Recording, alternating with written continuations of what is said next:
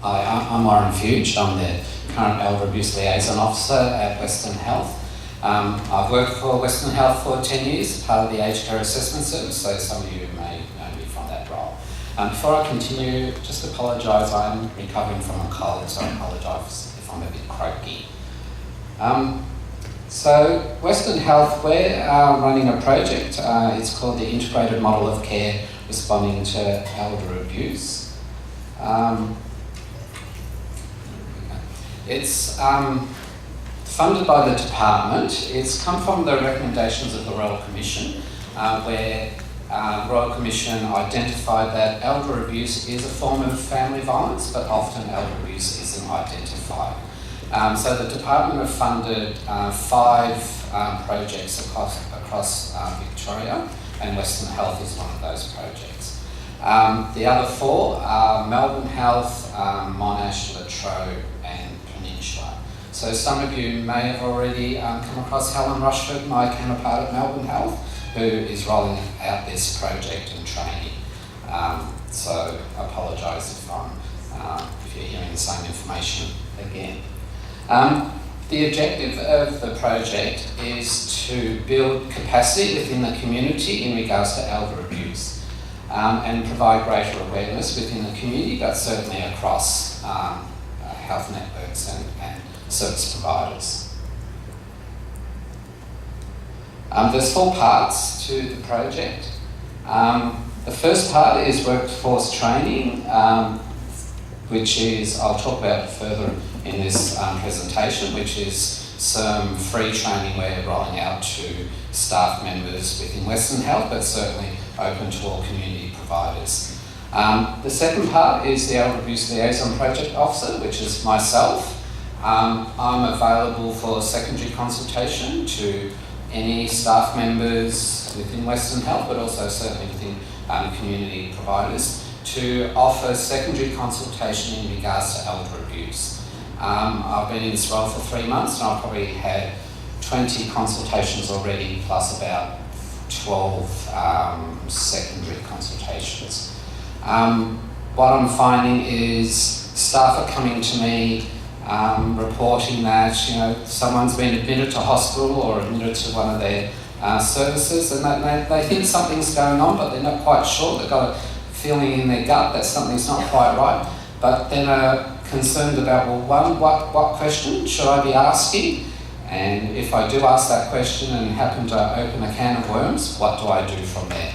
So often my consultations are about thinking about what questions to ask, how to respond if the person does then identify elder abuse, and then to start thinking about, well, how do we support that person, thinking about risk assessment and safety planning. So far I think staff have certainly fed back that they've certainly found this role certainly supportive of them in their role.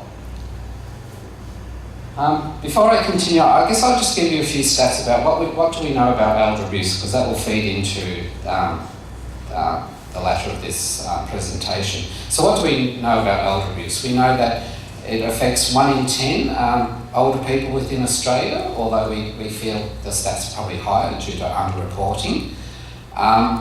The perpetrator is often known to the person, often a family member, and often an adult child. And we often know elder abuse is often occurring within a codependent relationship, often where mum or dad is living at home, maybe living with that adult child, so the child is reliant on mum and dad for accommodation due to marriage breakups, mental health issues, drug and alcohol issues, and then mum and dad are reliant on that older child for daily support, shopping, cooking, transport. So already it's becoming complex. And so what we know then is often older people are reluctant often to identify elder abuse because they're concerned about, 1, getting their son or daughter into trouble, and 2, then thinking about, well, if I don't have son and daughter at home, how am I going to stay at home? And I think a lot of people, their biggest wish in life is to remain living at home, and without that support, they then think, well, other alternative is possibly placement into an aged care facility. And in some people's minds, that thought is worse than what's actually happening at the moment. So I guess we need to be thinking about how do we support people at home. One of the objectives of the project is certainly being person-centred, but also family inclusive. How do we support someone to identify and maybe work through the concerns of elder abuse, but also to keep that family network continuing and being supportive and allow them to remain living at home. So there's just some things to think about as we work through. So the first two parts of this project are up and running, so the training and the my position. The second two, which is a counselling and mediation, which is in partnership with Sunbury Community Health. This hasn't actually started yet, but what we're hoping to have is a counsellor based at Western Health 2 days a week, and that counsellor will be available for clients and families who have identified concerns of elder abuse, and that counsellor will be there to provide more support to the client and family. As I said, we haven't rolled this out yet, but feedback what I've received from Melbourne Health, who actually have this position up and running, is that clients are finding this very helpful, where they can actually have a second person to go to and actually spend some time to talk about their concerns. Often they're saying that the client isn't actually wanting to change much in that relationship because of all those codependent factors, but find the possibility of the counsellor just to have someone to talk to and to then start thinking about, well, how do I maybe keep myself a little bit safer in that situation? So we're hoping to have that up and running fairly soon once we recruit to that position. So it will be based at Western Health 2 days a week, but at this point in time, we are hoping that would certainly be open to referrals from the community, and where that counsellor could possibly do assessments within the community. Counselling sessions. Sorry, I'm an assessment clinician.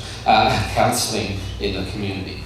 And then the third part is the Elder Abuse Prevention Network. Again, this hasn't started yet because we're still looking for a partner in the community. But once this is up and running, we would be setting up the prevention network.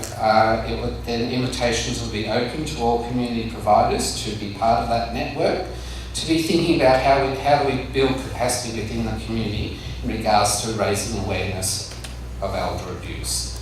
But also maybe then starting to think about, well, how do the different organisations support each other in regards to concerns and where clients and families do identify elder abuse. How do we support each other to do that? But also maybe start thinking about referral pathways between agencies and things like that, because I certainly know in my role in the last 10 years, often service providers have come to ACAS saying, well, someone's disclosed, I don't know where to go with this. So I guess it's about, hopefully the prevention network will be about building that capacity in the community and us all thinking about how do we support clients in the future. Okay, so the training component, which we have already set up, is in conjunction with the Bouverie Centre. We had our first level 1 training yesterday, and I can see some people in the audience who attended. Level 1 training is a 3-hour component, and it's focused towards any staff member who works directly with clients where a disclosure may be made. So it's 3 hours, and it will focus on giving staff members skills in regards to identifying, responding to elder abuse, and then thinking about, well, how do I support that person from this presentation.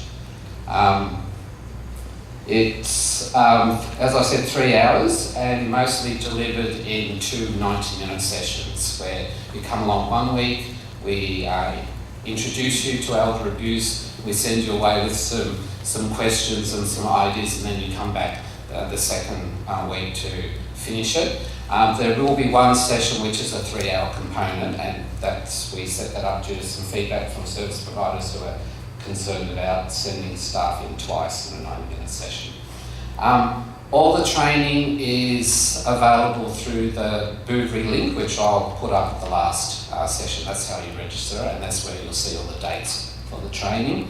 And all the training is delivered at Western Health campuses at Footscray, Williamstown and Sunshine. Level 2 training is 12-hour component, so it's quite long.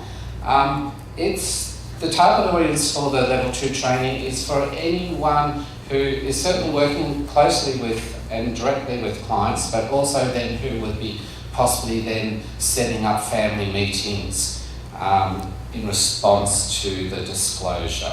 So in the hospital context, that would certainly be social workers, case managers, ANUMs, which are nursing managers, and medical staff. But I imagine within the community that certainly could be social workers, case managers, and others. So this training certainly goes over the basics of elder abuse, but then looks at the single session therapy model, where it will give staff members some skills on how to set up a family meeting, what to be planning for that meeting, what questions we need to ask, how we might deal with any conflict that occurs within that meeting, and then also start thinking about risk assessment and safety planning after that meeting. So as I said, based on that single session theory, in that thinking about that this may be the only time that we have the opportunity to meet with the client and family, so needing to think about how we can actually support this family within this meeting. Again, it's all the training is based at Western Health. It's 12 hours. It will be a 1 8-hour day and 1 half day or 4 hours. Again, all training is through the Fuge link, and when you go into that, you'll see all the campuses. The prerequisites for the training is the department has set up an online training which will give you some very basic information in regards to what elder abuse is. It takes about an hour, but you can actually start it and then come back to it when need be. We do ask people to complete that before you come to the training, although I've already had some feedback, because we're all busy. Some people have struggled to do that first, which is okay if you don't get it all done when you come, but it certainly would be helpful. So I guess we need to think about what are the potential benefits of completing the training. Well, certainly within the hospital context, we think about, and I think also too for communities, but certainly within the hospital we think about often people are admitted, they're only in there for a couple of days, and then often the concerns aren't identified until we're getting very close to discharge, which then causes all sorts of concerns about delays to discharge, but also then staff members scrambling to work out how we can support this client. And I think that would be true within community, having worked in the community too in the past. So maybe thinking about, well, if we can identify concerns early, we can hopefully possibly support this client better. But also to having some skills to think about what elder abuse is. Also, one, possibly decreases stress for staff members themselves, but also decreases stress and anxiety for family members. And certainly increases staff awareness of pathways and in regards to how we might refer on. Part of this too, the Fuge Centre will be setting up what they're calling practice champions. So if you do send staff to this training, particularly level 2 training, there will then be the opportunity for someone from your organisation to be part of the practice champion, where they can return 4 or 5 times to some meetings where Fuge will be present for your staff member to start talking about, well, if they've had any presentations in regards to elder abuse, any disclosures, any concerns they've had with that, and to provide some bit of ongoing training and support in regards to their role. At this point in time, there will be about 5 sessions for the champions, starting in about September and going through every 6 weeks until the new year. So I think anyone who comes to the level 2 training we'll be asking for volunteers then, and then emails will be going out to services to possibly either nominate someone to attend. So how to book? It is through, as I said, this training is partnered with the Fuge Centre, so it's through a link with them, which this link is part of my presentation, which will be going out. And once you go into that link, you'll see all the dates and the times for the different training. And in there you will see, as I said before, there's 5 health networks running this training. So if you go into that link, you'll see all the training dates for all the different networks, which has caused a little bit of confusion for some people who have accidentally booked into Dandenong training instead of Western Health. So just keep that in mind if you do go in. And certainly that's my details there. I'm certainly available for the secondary consultation with regards to elder abuse if you have any clients who disclose and you're wanting some support in regards to that. And just the last one is my further details with my email address. So, any questions? Robert Young from the Victorian Elderly Child's Welfare Society. Now, elderly abuse, I've been involved for a number of years now. It might help you to know that last Friday was the World Awareness Day of Elderly Abuse. And only as near as last Monday, I attended an elderly abuse forum organized by the Fitzroy Legal Center. Now, at that forum, I asked one very simple question, because there was on the panel was represented by the Seniors' Right Victoria, Victoria Police, and of course the legal center itself. And I asked a simple question. I said, can any member of the panel tell me what is the social support available for the people who were being abused? Right? Now, nobody can answer me that question. Why I ask that question is, most elderly people being abused are virtually a close relative of the abuser. And they are often dependent on the abuser for their even daily living, a roof over their head, and so on and so forth. Now, the abused person virtually is more scared of anybody trying to come in to find out what is happening. Because if the disclosure becomes public, it could create a wider gap between the abuser and the abused. Right? Now, this is a very serious question that nobody has ever addressed at the moment. I'm glad you're here today and you brought this subject up. I would like to see somebody would do something about creating some sort of social support for the people who were really being abused to have somewhere to fall back on, rather than become still dependent on the abuser. Some good points. And having attended the first lot of our level 1 training yesterday, some of those concerns were raised. And I guess if you come along to the training will certainly talk to you about, well, how do we engage people and certainly think about where the client or the person who discloses is often very scared about the consequences. So what we need to be thinking about how to support them.